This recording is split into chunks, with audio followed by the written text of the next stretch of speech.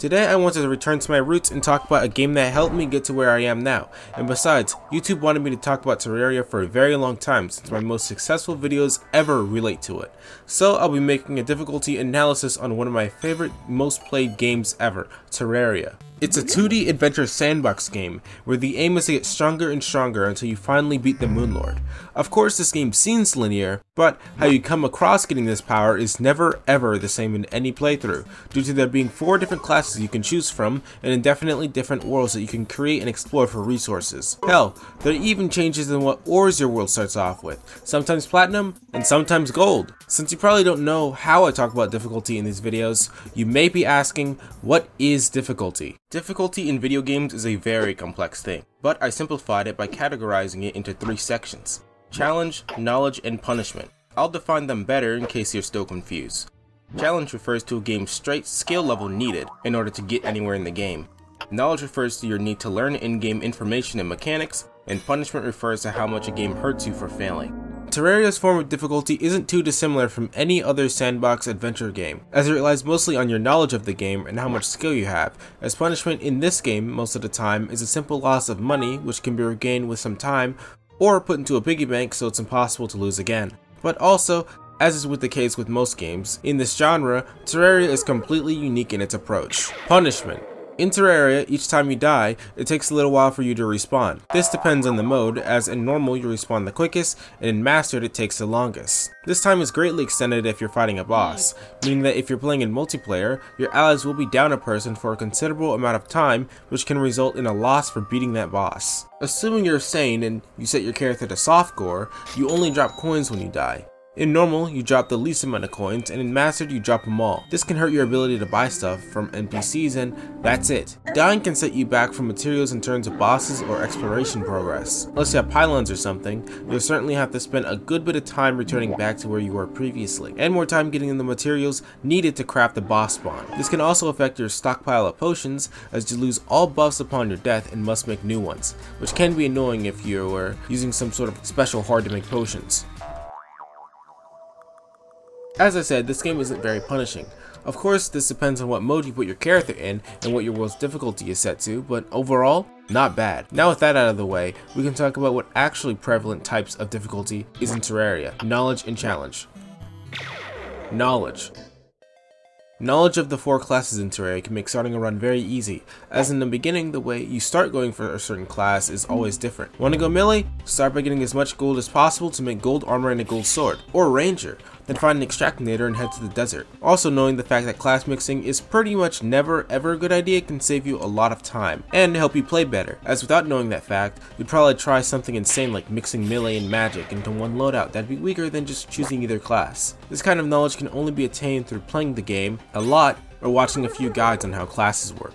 In pre-hard mode, it's pretty easy to make a hard switch from melee to magic, for example, even if you're deep in.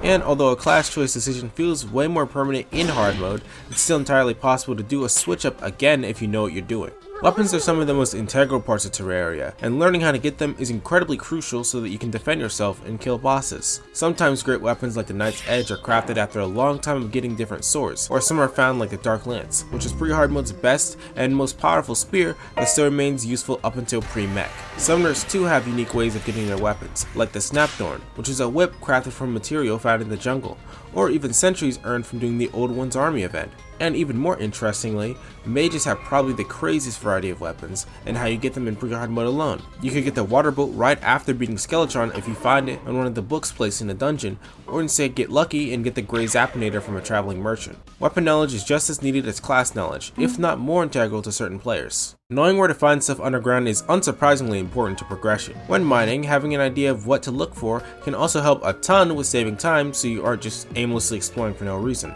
though occasionally that's completely fine as mines are normally rather linear. In expert and mastered mode, knowing how to craft potions is integral to beating bosses and events.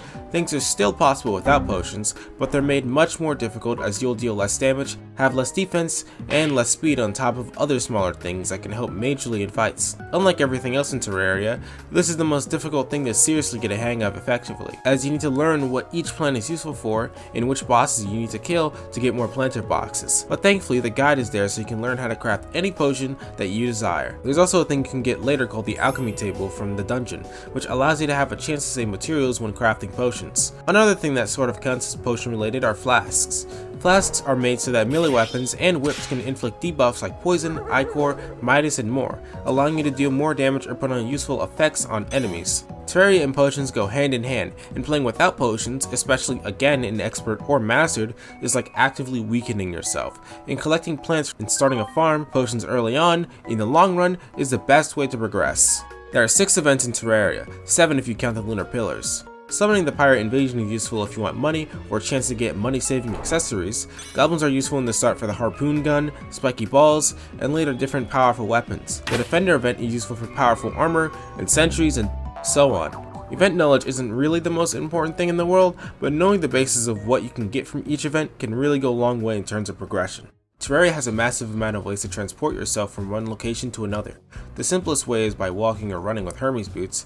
Another great way includes making a minecart that spans the world, or something even simpler by using a grappling hook to boost you in order to build up speed quickly. These 4 different ways aren't the only way to transport yourself, but by learning each and every one, you can make any world in Terraria feel small.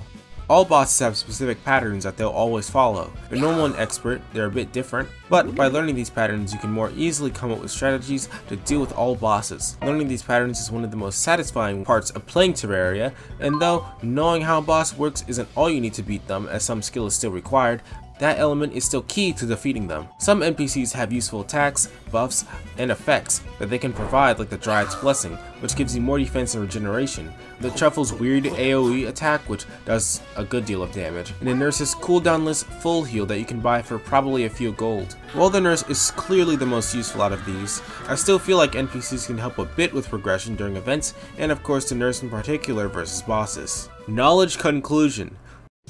Terraria has a lot of information that you can learn, and even though I've talked a lot about it, actually learning all the information and experiencing it feels way better than just hearing about it.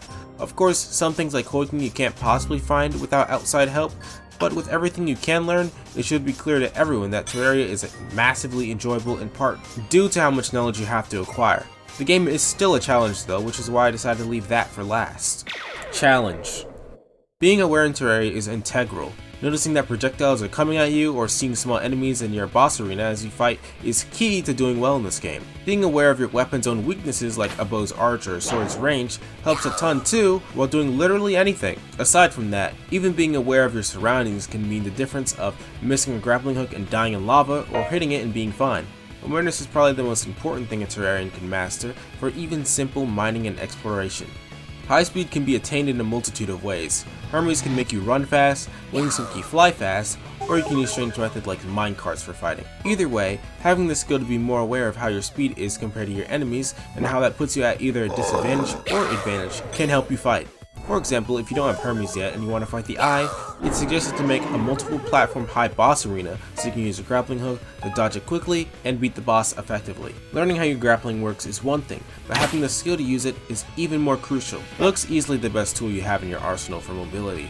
Better than mounts and Hermes thanks to its ability to pull you in any direction that has a block. Terraria without a grappling hook feels wrong due to how important it is, and any good player knows that for a fact they should immediately try and get one. This goes for true melee and such, but spacing is a skill you need to acquire if you're using real close range classes, thanks to those being the strongest. Terraria's defense system is a complete joke, and knowing exactly how close you have to be to an enemy is the most helpful thing you can possibly learn. Conclusion. From everything I said, the specific kinds of difficulty this game focuses most on is knowledge. You need to know what you're doing for the most part, and even then skill can be ignored thanks to you just being able to make a minecart for movement or specific strange hoiking strategies which only require you to aim. This video took a long time to make, longer than it should have, and it was pretty cool to make, since I decided to get back into Terraria in order to make more videos about it.